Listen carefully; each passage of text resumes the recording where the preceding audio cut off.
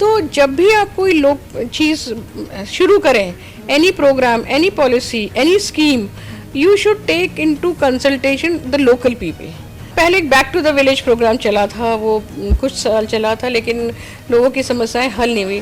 They should go to the people और लोगों तक जाएं और उनकी समस्या उनसे सुने और उनका हल भी उनसे है कि हमें क्या करना चाहिए। पॉलिसी बनाना एक कमरे में बैठ के है ना, एक बहुत अलग चीज़ होती है। हर गांव की अलग अलग समस्या है। इसके अलावा जो मेरा सबसे करंट और बहुत ज़्यादा जो मुझे प्रभावित करता है विषय है impact of conflict and wars on the people who are living in the border area. ये सब कैंप्स में अलग अलग गांव के लोग वहाँ पे जाके बसे।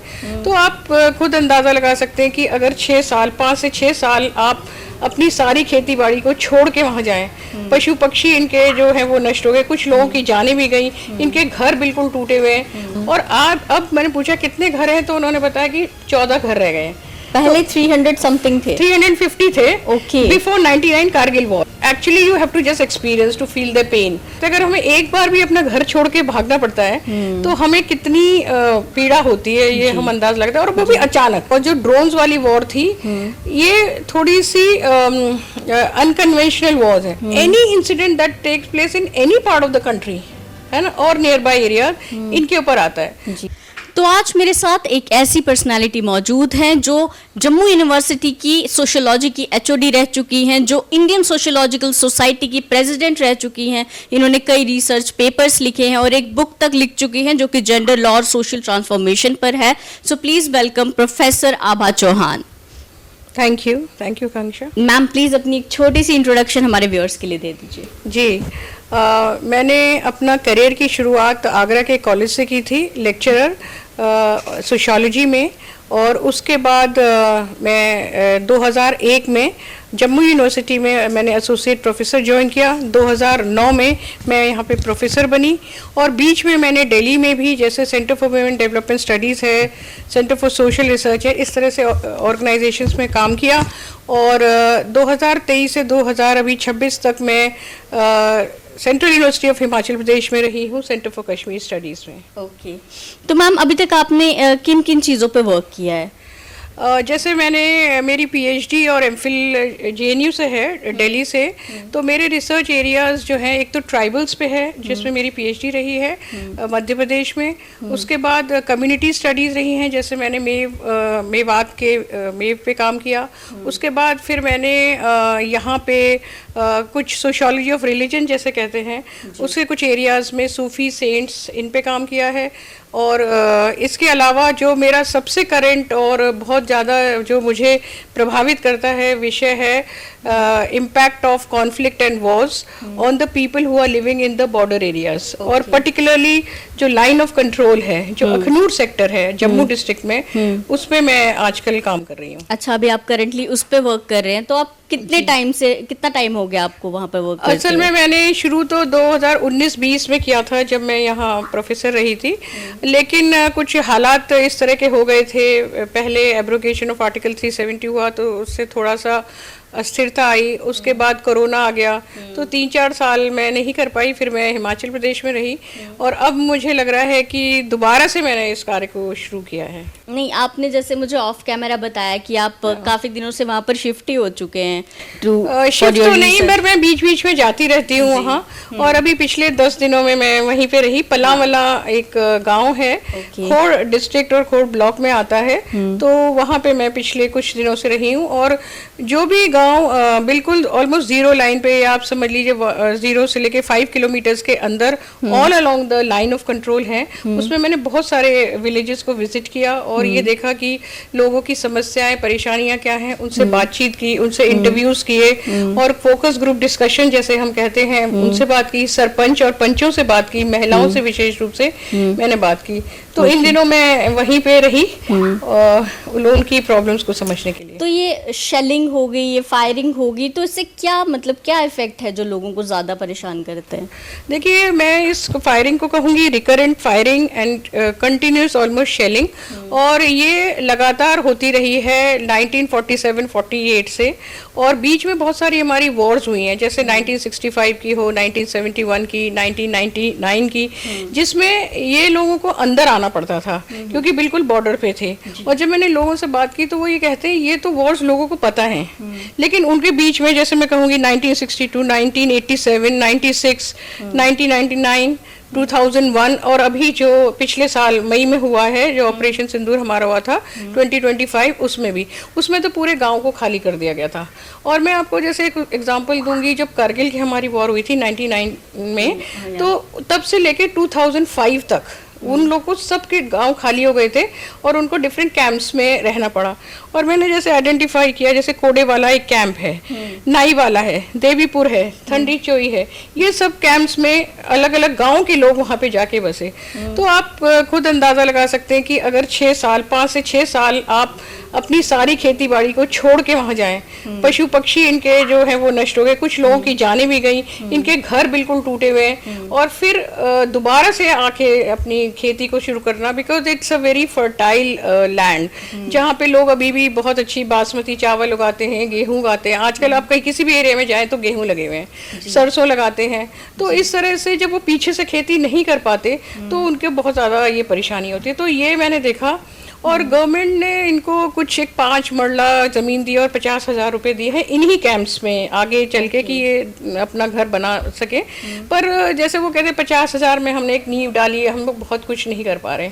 और इसमें मैं आपको एक एग्जाम्पल देना चाहूँगी, एक गांव का जिसका नाम है छपड़ियाल, है ना, एक सामुआ पंचायत है, बिल्कुल आप समझिए ये जिसको हम ये कहते हैं मनावर तवी, बहुत सुनते हैं आए हैं, पाकिस्तान LOC के उस तरफ है और इंडिया इस तरफ है। तो वहाँ पे गांव है छपड़ियाल, उसमें जैसे मुझे वहाँ पे लोगों ने बताया कि 99 जो कारगिल वॉर थी तो 350 हाउस होल्ड्स थे, और वो कहते थे कि एक बाजार था, अच्छा खासा बस स्टैंड था, खेती अभी भी होती है लेकिन लोग बहुत पीछे चले गए हैं, तो उनके लिए बहुत मुश्किल है आज की डेट में खेती करना। और अब मैंने पूछा कितने घर हैं, तो उन्होंने बताया कि 14 घर रह गए हैं। पहले 300 समथिंग थे, 350 थे बिफोर 99 कारगिल वॉर। तो वो इतना उनको बीच बीच में और थोड़े कम हुए and finally now they just 14 house hold, और वो भी बहुत मुश्किल से खेती कर पाते हैं क्योंकि फिर वो फेंस लगाना पड़ता है, एनिमल से प्रोटेक्ट करना पड़ता है। तो I mean the village has become almost deserted. तो ये कुछ लोग तो पीछे चले गए, आए नहीं हैं, कुछ लोग बीच बीच में आके खेती करते हैं, और जो लोग रहते हैं तो कभी थोड़े बहुत बंकर्स भी हैं, ज्यादा नहीं है, तो कभी वो बंकर में चले जाते हैं। और मतलब ये बहुत मतलब actually you have to just experience to feel the pain. अगर कोई आपसे कहे कि मैं 20 से 25 बार अंदर बाहर हुआ हूँ तो आप खुद महसूस कर सकते हैं। अगर हमें एक बार भी अपना घर छोड़ के भागना पड़ता है तो हमें कितनी पीड़ा होती है, ये हम अंदाज लगता है। और वो भी अचानक, यहाँ बैठे हैं, फायरिंग शुरू हो गई, शेलिंग शुरू, पता तो होता नहीं है। तो आई थिंक कैसा लगा आपको उस समय उन लोगों से मिलकर जो अपना एक्सपीरियंस आपसे शेयर कर रहे थे कि हमें उस समय छोड़कर जाना पड़ा, कुछ इमोशनल ब्रेकडाउन भी हो जाता है लोगों का? It was absolutely overwhelming. मतलब कि बहुत सारे लोगों ने मतलब मुझे अपने घर दिखाए, जो घर उनके टूटे हुए थे, पशु पक्षी के बारे में बताया उन्होंने, किस तरह से उनको नुकसान हो गया, अपनी उन्होंने कंडीशन बताई, बहुत ज़्यादा एक तरह से पॉवर्टी है, और खेत दिखाए। और आजकल अगर मैं ये कहूँगी कि एक और इम्पॉर्टेंट इशू है लैंड को लेके। तो जब 1971 की वॉर हुई थी और इसमें बहुत सारे विलेजेस के जैसे मैंने नाम लिखे हुए हैं, लोग कंटिन्यूसली बताते हैं, जैसे गिगड़ियाल है, सैंत है, गरड़ है, हमीरपुर है, इस तरह की बुधवाल है। तो ये इनमें आप समझिए, अब लोगों का ये कहना है कि 80 से 90% हमारी जमीन फेंसिंग के कारण दूसरी तरफ आ गई है। 1971 में जब वॉर हुई थी उसके बाद माइनिंग लगी थी, है ना, और जिसको ये DCB कहते हैं, डिच कम बंद। तो मतलब एक डिचेस जैसे बना देते हैं, उसके बगल में सड़कें होती हैं। तो तभी भी उनसे जमीन ली गई थी। कुछ उन्होंने बताया कि गांव में 2013 तक उसका कंपेंसेशन मिला। वो क्यों रुक गया, क्या रुक गया, वो उनको नहीं पता है। और उसके बाद लेकिन जो कारगिल वॉर हुई, वो कहते हैं कि 99 के बाद हमें कोई कंपेंसेशन मिला ही नहीं। तो अब वो जब खेती ही नहीं कर पाएंगे। और मैं एक तरह से ये भी चीज़ आपको कहना चाहूँगी कि अगर फेंसिंग है तो उसके तरफ अगर उनके जो भी जमीन है तो उसके लिए उनको पास मिलते हैं, उसका टाइमिंग है जैसे सुबह से शाम। अब एक फार्मर को आप कहो कि भाई आप सुबह 2 घंटे काम कर लो, शाम को 2 घंटे काम कर लो, तो उसके लिए बहुत ज्यादा ये मुश्किल हो जाता है। तो पास लिया, टाइमिंग आपकी कन्फाइंड हो गई, तो इसलिए उनको बहुत मुश्किल होती है। और वो कहते हैं कि बहुत बार हमारे जानवर जो है, हमारे खेती जो है वो नष्ट कर देते हैं। तो इस तरह की परेशानी उनके लिए है। So their biggest demand is that we should get compensation, land compensation. Land compensation जब शेलिंग होती है या फायरिंग होती है या फिर जैसे अब हमने अभी लास्ट देखा 2025 में ही जो ड्रोन्स आए या मिसाइल्स आए, तो उससे कुछ लैंड पे इफेक्ट पड़ता है अबाउट द, मतलब उस लैंड की फर्टिलिटी जो है उस पर इफेक्ट पड़ता है? लैंड पे फर्क पड़ता है, फसल नष्ट होती है। दूसरा उनके जानवर को है वो भी बहुत ज्यादा नुकसान होता है। लेकिन अभी ये वाली जो ड्रोन्स वाली वॉर थी, ये थोड़ी सी अनकन्वेंशनल वॉर है। इसमें ड्रोन जाते हैं, वो दूर तक भी जाते हैं। लेकिन इससे पहले जितनी भी वॉर्स हुई हैं, specially till the Kargil and every time, जैसे मैं आपको बताऊं 99 में अगर वॉर हुई है तो 2001 में पार्लियामेंट पे अटैक हुआ था जी। कोई इंसिडेंट हो, है ना, पहलगांव का इंसिडेंट हुआ तो इन पे, any incident that takes place in any part of the country, है ना, और नियर बाय एरिया, इनके ऊपर आता है। तो इनकी फसल इस तरह से भी नष्ट होती है। और मैं तो सोचती हूँ जब वो जाते हैं, जैसे अभी मैंने रिसेंट उनसे क्वेश्चन पूछा कि पिछले साल के वो लेके कि आप जब ये हुआ था ऑपरेशन सिंदूर, उस टाइम क्या हुआ था, तो उन्होंने कहा था कि हमें कम से कम 15-20 या महीना भर जो है बाहर रहना पड़ा था हमें, क्योंकि हमारी फसल जो है वो नष्ट हुई थी उसमें। तो मैंने कहा वॉर तो 4-5 दिन में रुक गई, तो कह रहे 4-5 दिन में रुकी तब भी महीना रहना पड़ा, लेकिन हम श्योर नहीं, अगर ये थोड़ा और चलती तो फिर हमें शायद और भी ज्यादा पीछे आना पड़ता। तो ये आफ्टर वॉर के इफेक्ट्स जो है उनको फेस करने पड़े। एक मैं और प्रॉब्लम आकांक्षा बताना चाहूंगी कि एक मुद्दा है जिसको 2 तरह के लोग हैं जिनको लैंड अलॉट हुआ है। एक जिसको कहते हैं लोकल अलॉटीज। अब लोकल अलॉटीज कौन है? जिसको हम आम भाषा में POK भी कहा जाता है, रिफ्यूजीज, लेकिन POJK कहा जाता है, पाकिस्तान ऑक्यूपाइड जम्मू एंड कश्मीर। ये वो हिस्सा है जो हमारी रियासत थी जम्मू कश्मीर की, और अब जो है पाकिस्तान की तरफ है। तो हम उन्हें लोकल ही मानते हैं, क्योंकि जम्मू कश्मीर का पूरा हिस्सा भारत का हिस्सा है, क्योंकि accession was sign by Maharaja Hari Singh on 26th October with India. तो we consider the entire area as ours. लेकिन अब वो क्योंकि उस तरफ है, तो वहां से जो लोग इधर आए, विस्थापित हुए एक तरह से, तो उनको जमीनें अलॉट कर दी गई, उनको ये लोकल अलॉटी कहते हैं। दूसरे तरह के अलॉटी जो है जिसको हम कहते हैं वेस्ट पाकिस्तान रिफ्यूजीज, ऐसे लोकल लैंग्वेज है। अब वेस्ट पाकिस्तान तो नहीं है, बट दे आर कॉल्ड। लेकिन 2019 में जब आर्टिकल एब्रोगेशन हुआ 370 का, तो अब उनको डोमिसाइल राइट्स और बाकी के राइट्स मिल गए। लेकिन जो लैंड उनको थी वो अलॉट हुई है। They are saying that they have not become the owners of the land. अब ओनर्स ऑफ द लैंड का अगर आपको नहीं है तो आप उसको खरीद बेच नहीं सकते। जब आपकी फसलें नष्ट होती हैं, जैसे करगिल वॉर के टाइम में हुई थी 5 से 6 साल, दे will not get the compensation. तो इस तरह के, अब हालांकि डोमिसाइल इनको मिला है, वेस्ट पाकिस्तान रिफ्यूजीज को 5.5 लाख रुपए भी इनको मिले हैं, बट अभी इनका जो अलॉटमेंट है वो पूरी तरह से कंफर्म नहीं हुआ। हालांकि लोग बता रहे थे कि अभी 2024 में 31 अगस्त 2024 में एक सर्कुलर आया था जिसमें ये कहा गया था कि भाई कंपेंसेशन इनको भी मिलेगा और इनको एक लैंड जो है वो इनके नाम पे हो जाएगा जी। बट अभी ये चल रहा है प्रोसेस, तो naturally people are very concerned and worried about it. तो आप मुझे बता रहे थे अबाउट पंचायत इलेक्शंस कि 2023 को होने थे बट अभी तक हुए नहीं हैं, तो उसके बारे में कुछ बताइए आप। पंचायत इलेक्शन हुए थे 2018 में, जिसमें थैंकफुली 1/3 रिजर्वेशन है विमेन के लिए। तो मैंने यहाँ पे जो पलावाला एक पंचायत है जिसकी सरपंच है गीता, एक सामुआ पंचायत है जिसकी सरपंच है अनुराधा, और इस तरह से कुछ पंच लोग हैं विमेन, उनसे भी बात की और बाकी लोगों से भी बात की। तो वो ये चाह रहे थे कि पंचायत इलेक्शन जल्दी हो। कहते कुछ भी है भाई, गाँव का जो काम है असल में पंचायत करती है और सरपंच एंड पंच, तो कहते पैसा भी उन्हीं के पास आता है, तो काम रुक जाता है एक तरह से। तो ये कह रहे थे कि थोड़ा सा पंचायत के इलेक्शन जितनी जल्दी संभव हो सके हो। और इसके साथ साथ उन्होंने कुछ सेंसस को लेके कहा, और उन्होंने एक बड़ी समस्या जो बताई है लगभग हर गांव में, वो ये है कि जो राशन कार्ड हैं इनके वो बने नहीं है। अच्छा, अभी और तक? हाँ, किसी के 2009, किसी के 2011। तो वो कहते हैं अब 11 से 2011 से आप लगा लीजिए 2026, तो बच्चे बड़े हो गए, उनकी शादियां हो गई, अलग घर है। अब उनके 2-3 बच्चे हैं जिनके they should have been 3 household, जिसको वो कुनबा कहते हैं, लेकिन है एक ही।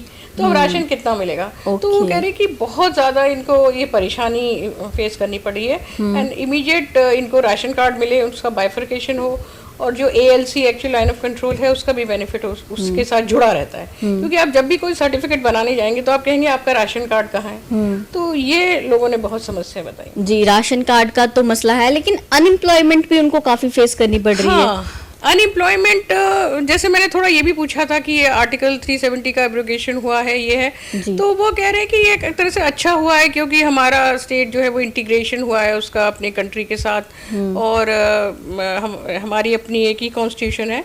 लेकिन ये कह रहे हैं कि क्योंकि ये एक तरह से अलाउ भी करती है कि बाहर वालों को आना, है ना, डोमिसाइल बनवाएं या बिल्कुल, बिल्कुल, तो इससे बिल्कुल। कहीं ना कहीं उनके जो एम्प्लॉयमेंट है वो हिट होता है डायरेक्टली।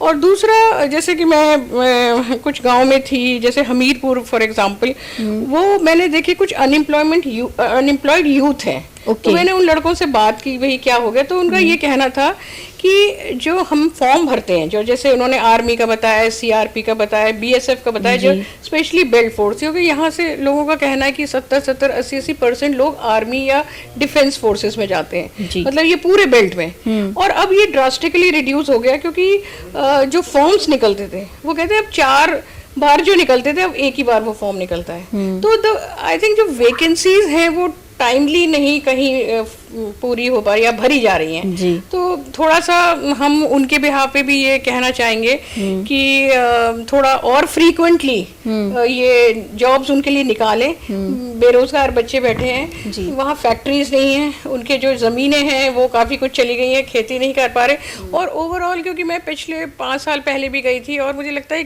थोड़ी सी गरीबी जो है वो एकदम देखने को मिलती है। मकान टूटे हैं, उसके नहीं है, बंकर्स नहीं है। एक कुछ गांव में, एक पंगाली गांव है, वहाँ पे सरपंच है पंगाली गांव के, वो तो कह रहे थे कि हमें घर घर में एक छोटा सा वो दे दें, क्योंकि हम बहुत दूर तो भाग के जा सकते नहीं हैं, तो हमें बंकर चाहिए। तो इस तरह की समस्या, अब उनसे कहें कि बंकर बनाए तो उसके लिए उनके पास पैसे नहीं। यहाँ तक कि लोग कह रहे थे कि हर फॉर्म को भरने के लिए उनके पैसे देने पड़ते हैं, फीस। और वो कहते हैं इतने पैसे हम ला नहीं सकते, और फिर हमें ट्रैवल करके जाना पड़ता है। पहले कुछ फॉर्म कम थे या लगभग फ्री थी, मतलब फीस नहीं देनी पड़ती थी। तो आई थिंक ये उनको थोड़ा सा, I would just like to suggest people who are responsible in different position कि थोड़ी वैकेंसीज ज़रा जल्दी निकालें यूथ के लिए, so that they get employment. And आपने एक इशू और मुझे बताया था अबाउट बिल्स, उनको बिजली पानी का बिल भरना पड़ रहा है। हाँ जी, तो उसको लेकर आप एक इंटरेस्टिंग सी बात बता रही थी कि आपने वहां पर जाकर उनसे पूछा, तो उन्होंने कहा कि हमें अपना लैंड ही, अपने घर से ही महीना दूर रहना पड़ रहा है, बट हमें ये बिल्स भी भरने पड़ते हैं। जैसे मुझे अभी लेटेस्ट लोगों ने यही बताया कि हमें एक तो इलेक्ट्रिसिटी बिल देना पड़ता है, दूसरा उन्होंने बताया वाटर बिल। और वाटर बिल में भी उन्होंने ये बताया कि भाई एक तो पानी पीने का है, ट्यूबवेल का है, और एक उनका अपना इरिगेशन के लिए है। तो इस तरह के बिल्स देने पड़ते हैं। और वो कह रहे हैं कि ये हमारे लिए बहुत ज़्यादा हो जाता है, क्योंकि और एक और चीज़ उन्होंने बोली थी, स्मार्ट मीटर्स। तो वो कह रहे हैं कि वो एक्सपेरिमेंट भी हमारे साथ कर रहे हैं। तो कहते हैं कि पहले पीछे करें, कुछ करें, कि हर चीज़ बॉर्डर वाले लोगों पे क्यों कर रहे हैं, क्योंकि वो पहले ही पीड़ित हैं और उनको परेशानियां हैं। तो ये नई तरह की चीज़ें उन पे इम्पोज की जा रही हैं, तो उनके लिए ये वाला बहुत मुश्किल है। और जैसे कि वो मैं आपको बता रही हूँ कि उनको रहना है, उनके लिए एक तरह से वो रहते हैं। हालांकि गांव जैसे कुछ तो डिजर्ट हुए हैं, लेकिन फिर भी बहुत सारे लोग अपनी खेती को बचाए हुए। अब आप उनसे कहिए कि भाई हमें ज़मीन दे दीजिए, they will not like to sell. अगर आप वहाँ पे मकान खरीदना चाहेंगे तब भी वो बेचेंगे नहीं, क्योंकि उनका जो बेसिक एड्रेस वहाँ का है। They get the reservation on the basis of what is called actual line of control, ALC। तो वो एक उनको एडवांटेज देता है, तो वो वहाँ भी रहते हैं, लेकिन वो रह नहीं पाते ठीक तरह से। तो ऑन एंड ऑफ इनका रिकरेंट माइग्रेशन या डिस्प्लेसमेंट चलता रहता है। I think that is very traumatic, that what I heard from all these people. जी। और विमेन की प्रॉब्लम स्पेशली मुझे बहुत ज़्यादा लगती हैं, क्योंकि मैंने एक कांक्षा कुछ साल पहले I interviewed about 7 to 8 women from village Palawala. They were all above the age of 65 years। और उन्होंने मुझे बताया कि किस तरीके से उन्होंने परेशानियां उठाई। एक के हस्बैंड बहुत बीमार थे, एक की one had mentally challenge daughter, है ना, और किस तरह से all of a sudden they had to run. कपड़े ठीक से नहीं है, चप्पलें नहीं पहनी, और कई के छोटे बच्चे थे।